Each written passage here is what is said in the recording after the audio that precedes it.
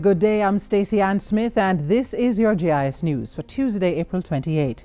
Government is working on a management plan to see whether a local sea cucumber industry can be viable. The Ministry of Agriculture and Fisheries and the UN Food and Agriculture Organization recently signed a $30 million agreement to carry out the project over 2 years.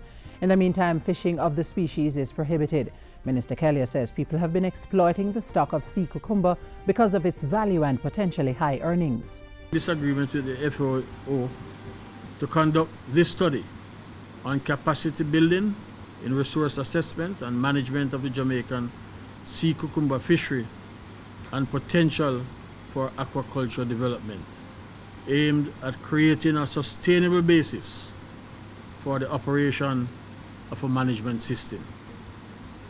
This is to be established within the sound scientific evidence through consultation with all stakeholders. Meanwhile, Agriculture and Fisheries Minister Derek Kelly says a cess will be imposed on other fish species to prevent exploitation. He says proposals have been brought to Cabinet to amend the Cess Levy Act of 2009. It is this cess that will be used to sustainably manage the resources, including the much trumpeted cleanup of the Pedro Keys. Minister Kelly was speaking in Parliament during the sectoral debate. He said further regulation of the sector will come from the Fisheries Bill, which will be tabled this year. The Fisheries Act of 1976 is also being amended to increase fines for poaching.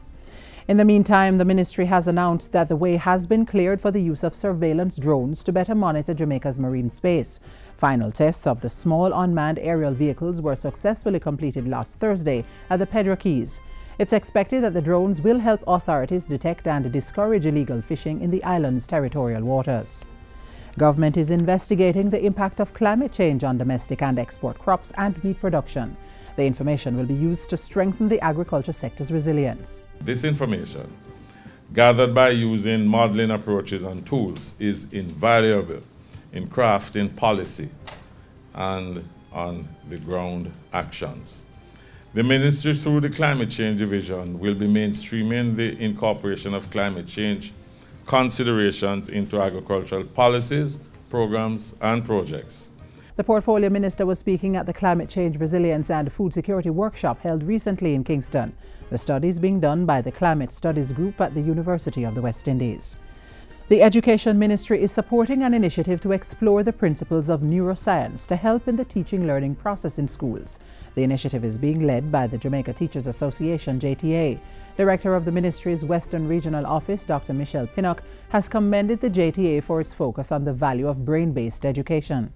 As you explore the phenomenon of neuroscience and discuss how its principles can be incorporated into our education system, we at the ministry welcome innovations, especially those relating to how schools can be better organized, all in a bid to ensure that students maximize their potential.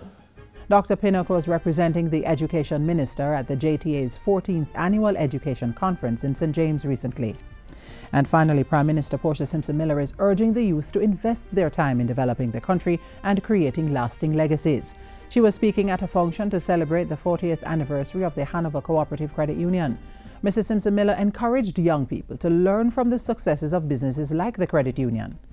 It is a reminder to young entrepreneurs and graduates that they can make it in business with a clear vision, a workable idea, a viable business plan, proper preparation, consistent hard work, and the resolve never to accept failure as an option.